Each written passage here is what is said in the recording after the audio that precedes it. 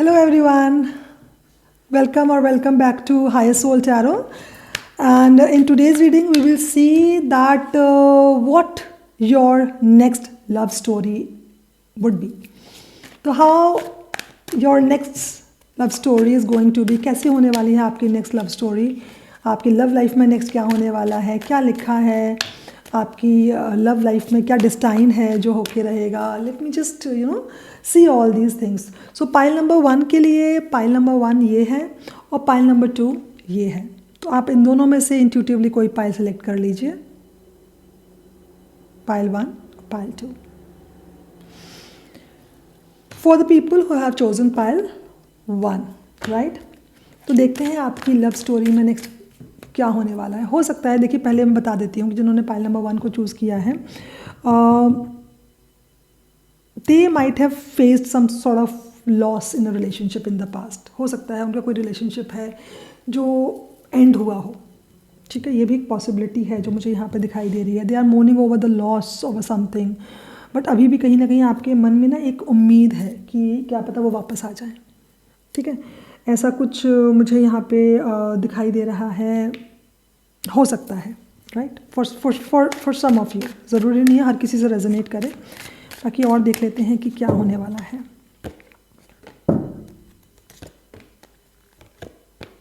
I am telling you, cheating, betrayal, ये आपने देखा है पास्ट रिलेशनशिप में. You have seen that someone might have cheated on you.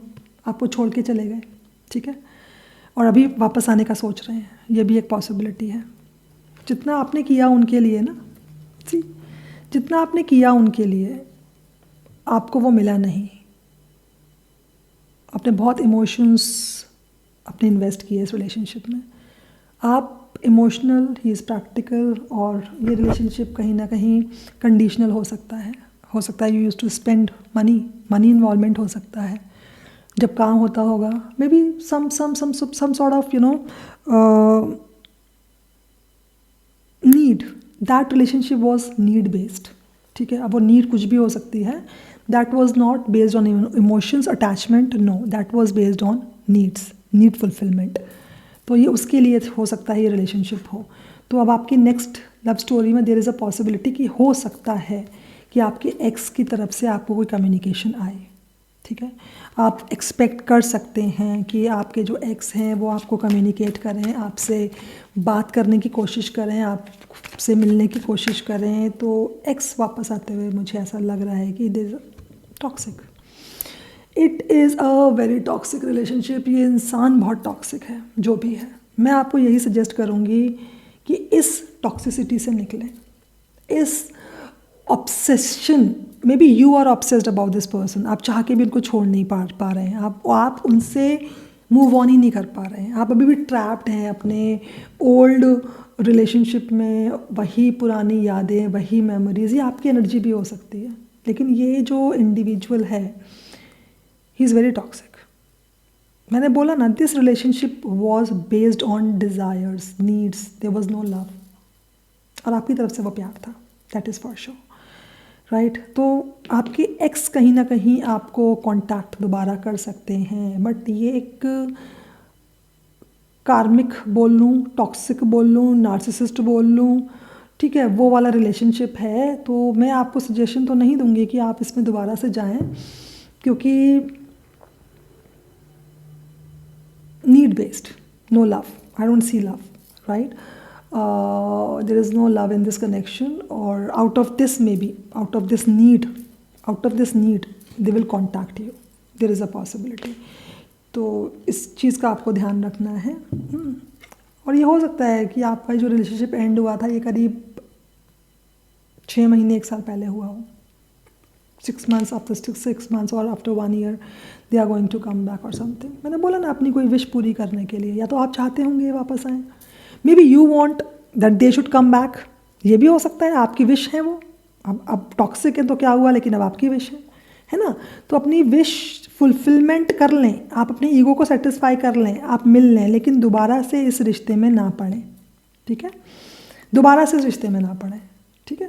कभी कभी क्या होता है ना कि हम एक रिलेशनशिप में होते हैं, कोई हमारी लाइफ से चला जाता है और हमें चीट कर देता है और हमारे संग गलत करता है, तो हमें एक रहता है कि नहीं नहीं यार वो आ जाए आ जाए आ जाए, सो दैट हमारा जो थोड़ा ईगो सेटिस्फाई हो जाए, राइट। अगर ईगो सेटिस्फैक्शन के लिए you want this person to come back, right, तो वो आप कर सकते हैं, बट उनको लॉन्ग टर्म अपने लाइफ में मत रहने दीजिएगा और अपना कोई किसी भी तरीके का फ़ायदा उठाने मत दीजिएगा। डोंट फुलफिल हिज नीड्स, जो भी इनकी डिमांड्स हैं उनको फुलफिल करने की ज़रूरत नहीं है, राइट। तो मुझे ये एक्स की ही एनर्जी है, ऑन एंड ऑफ वाला जो कनेक्शन है वही वाली एनर्जी है, आते हैं जाते हैं something like this, so I am not finding this person to be very positive, to be very frank, but if you want it, you want sorry, you want them to come back to satisfy your ego, massage your ego, gives you satisfaction, that it will become very easy for you to move on. अगर ऐसा है तो आप इनसे मिल के एक बार चीज़ें sort out कर सकते हैं एंड देन मूव ऑन कर सकते हैं, but I will not suggest you that you should remain in this connection. Okay pile number 1, so that was for you for your love story. Ex is coming, a toxic ex is coming, right? So please stay away from him if possible, or her, right? So now let's move on to the pile number 2. Pile number 2 जिन्होंने choose किया है उनको देख लेते हैं उनकी next love story क्या होने वाली है। Let me just check. Okay, efforts बहुत डालते हुए दिखाई दे रहे हैं आप मुझे कनेक्शन में, जो भी आपका कनेक्शन होने वाला है या लव स्टोरी में ना, आपको मुझे बहुत एफर्ट्स डालते हुए दिखाई दे रहे हैं। वर्क प्लेस पे भी हो सकता है वैसे ये आपका जो कनेक्शन है, कुछ something related to work place, yes, but you are putting in a lot of efforts in a connection, वो दिख रहा है मुझे। What else?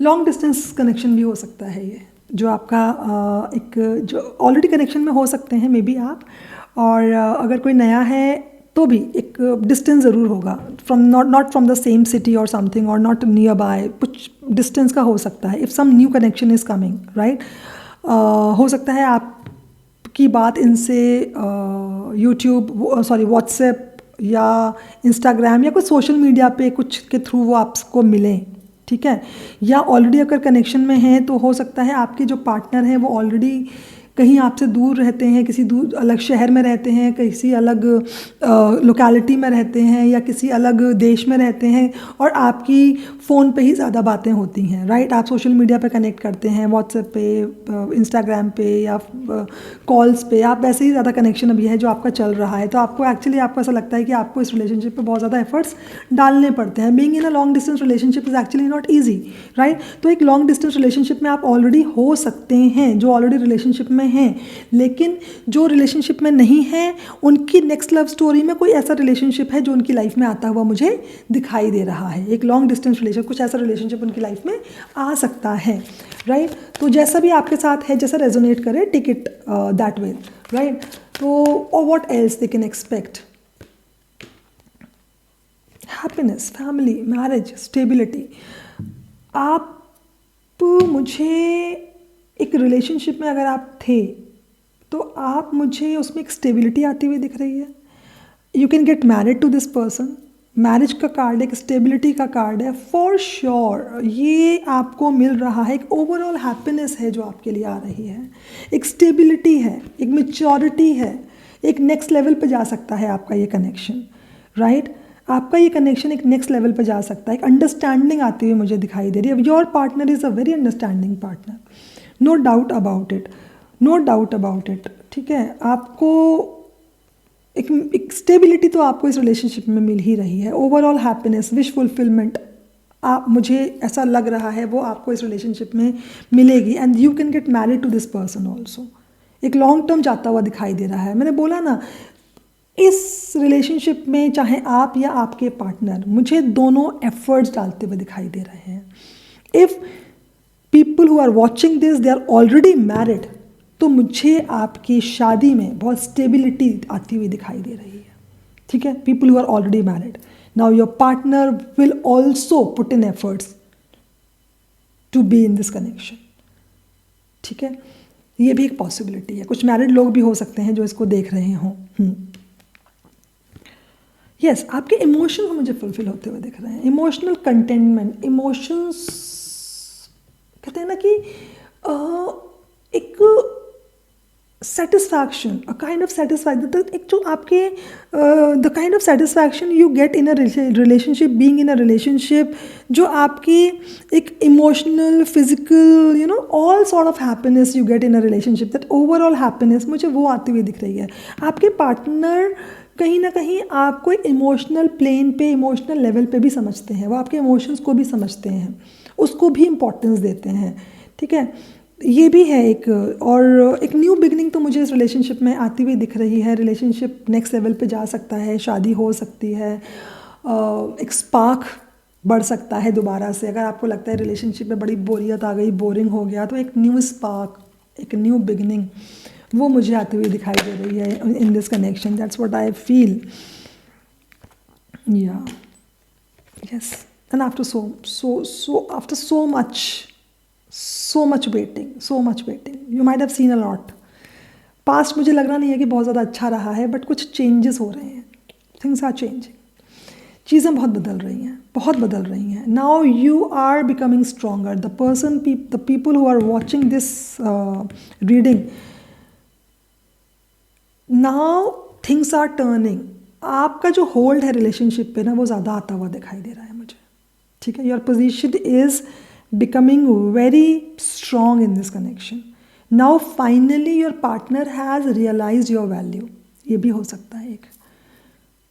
अर्लियर आपने, हो सकता है कि कुछ दिन के लिए रिलेशनशिप बीच में ख़त्म हुआ हो, आपको लगा हो कि नहीं चल पाएगा, बट यू केप्ट वेटिंग, आपने वेट किया, ठीक है। और कुछ ऐसे भी हो सकते हैं जिसमें से उनकी लिटरली पार्टनर ने उनको चीट किया, बट स्टिल वो इस रिलेशनशिप में रहे और उन्होंने वेट किया कि कब चीज़ें बेटर हो जाएं।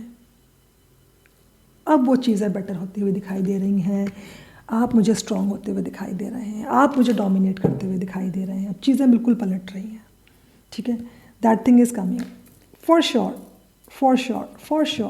मैरिड लोग, मुझे डेफिनेटली लग रहा है, मैरिज तो मुझे दिख ही रही है, बट मैरिड लोग भी होंगे जो इस फाइल को देख रहे हैं, ठीक है। तो marriage, stability, commitment, this is what I told you in the beginning, and this is the last card which I got. Overall happiness, stability, this is coming for you, and after a lot of waiting, after putting in a lot of efforts for being in this connection. ये easily नहीं हो रहा है जो भी हो रहा है आपके लिए, ठीक है। तो दैट वाज अ बहुत टेस्टिंग पीरियड से निकले हो आप इस कनेक्शन में। तो I am so happy for you. Claim this reading and I wish you all the best.